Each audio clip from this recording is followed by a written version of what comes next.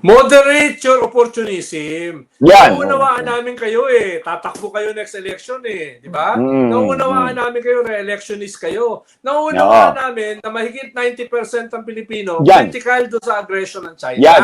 Di ba? Nauunawaan naman natin yan. Pero wag naman sobrang plastic. Yan. Sobrang plastic at patalon-talon pa kayo. Pasuot-suot pa ng t-shirt, no? Kami naman nila Michael, hindi naman kami nagsusuot ng t-shirt. Pero malinaw yung ano yung laman ng puso namin na tinatakpan ng aming t-shirt, di ba? Malinaw na pinaglaban namin yung UNCLOS. Hindi yung ikaw ay miyembro ng kabinete. Ikaw ay kasama nung dating presidente na ang sabi, itong UNCLOS ay isang pirasong papel na dapat itapon sa basura. Yan, no? Mas maganda pa na tayo ay maging probinsya ng China. Yan. No? Tapos ngayon biglang nagpakitang gilas. Sila yung nagpakitang gilas nung nanalo ang gilas. Moderate yung opportunism. Okay naman na manood kayo, na suportahan yung ating team.